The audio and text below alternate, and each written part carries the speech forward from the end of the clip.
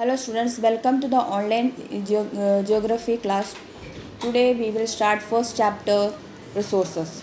Anything that can be used to satisfy a need or has value can be called a resources. Water, electricity, rickshaw, vegetables and textiles all have utility and hence are considered as resources. में क्या बता जो अपने need के लिए satisfy जो चीज़ करते हैं उसको हम क्या कहते हैं, रिसोर्सेज कहते हैं. वो वाटर भी हो सकता है, इलेक्ट्रिसिटी भी हो सकता है, रिक्शर्स हो सकता है, वेजिटेबल्स हो सकता है, टेक्स्ट बुक, ये सब अपने लिए जो काम आता है तो उन सबको हम क्या कहते हैं, रिसोर्सेज के तरह बन जाता है.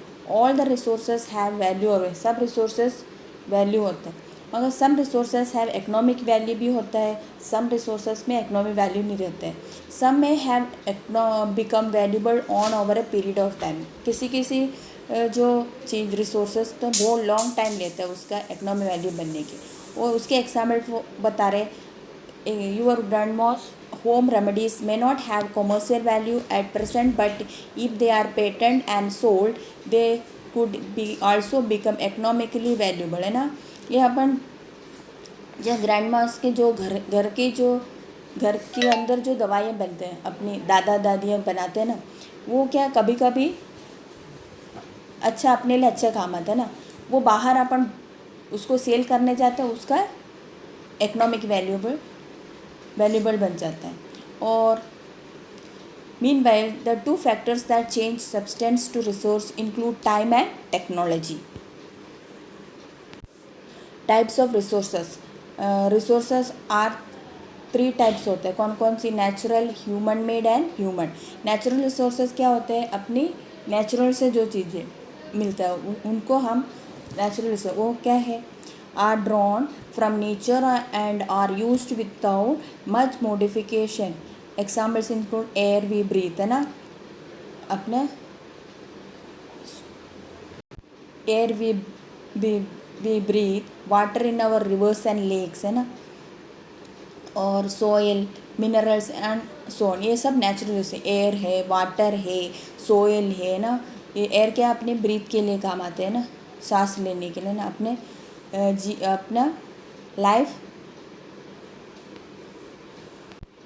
लाइफ की सपोर्ट के लिए एयर बहुत ज़रूरी होता है. ऐसे वाटर अपने ड्रिंकिंग के लिए, वॉशिंग के लिए, ऐसी चीज़ों के लिए. और उसके लिए अपन रिवर्स एंड लेक्स ऐसे ना चीज़ों को अपन डिपेंड करते हैं. और सोयल, मिट्टी, वो उसमें से प्लांट के लिए वगैरह लिए वो काम आते हैं. मिनरल्स होता है, ये सब नेचुरल रिसोर्स है. Natural resource can also be categorise into renewable and non renewable. एक तो रिन्यूएबल होता है, एक नॉन रिन्यूएबल होता है. और renewable resource can be renewed and get replenished very quickly होता है. वो है solar and wind energy are renewable resources that are unlimited होते हैं, will not be affected by human activities. while non-renewable resources have limited stock and once exhausted may take thousands of years to be replenished. Some examples are coal, petroleum and natural gases, है ना. क्या क्या बता रहे इसमें, किसी चीज़ non renewable resources होते हैं. वो कौन कौन सी है? कोल, पेट्रोलियम, नेचुरल गैस. ये बनने के लिए बहुत हज़ारों साल लगता है. एक बार वो ज़्यादा उसका ख़त्म हो जाए तो फिर बनने में बहुत साल लग जाता है.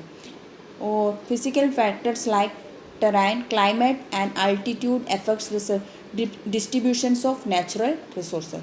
Second one is human resources.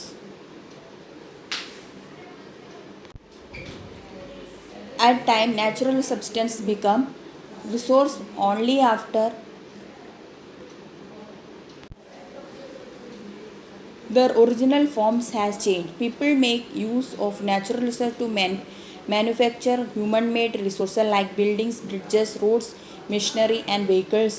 Another example in technology. क्या human-made resource मतलब जो ह्यूमन जो पीपल्स जो लोग बनाते हैं ना रिसोर्स को यूज़ करके, वह नेचुरल रिसोर्सेज से लेके जो यूज़ करके बनाते हैं वो बिल्डिंग्स, ब्रिड्जेस, रोड्स, मशीनरी, व्हीकल्स, है ना. एंड अदर टेक्नोलॉजीज़, इसको हम क्या कहते हैं? Human made resources. जो ह्यूमन्स लोग जो है वो लोग जो बनाते हैं रिसोर्सेस को, है ना.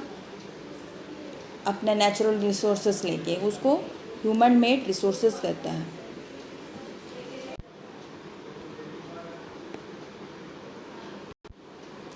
Human resources refers to the number and abilities of the people. That is why human beings are a special resources. People are human resource. Improving the quality of people's skills so that they are able to create more resources is known as human resource development. Human resource में the people का mental और physical और उनकी number में quantity, ये सब मिला के जो पीपल का, ये सब मिला के जो कहते हैं उसको क्या बोलते हैं, ह्यूमन रिसोर्सेस बोलते हैं। इनका मेंटली, फिजिकली और उनकी जितना क्वांटिटी होता है पीपल जो काम करने वाला, जो ये रिसोर्सेस ह्यूमन मेड जो रिसोर्सेस बनाते हैं ना, वो सब करने वाले को हम ह्यूमन रिसोर्सेस कहते हैं। That is why human being is a special, human being भी एक स्पेशल रिसोर्सेस होता है। People are human resource, people को हम ह्यूमन रिसोर्सेस कहते हैं ना।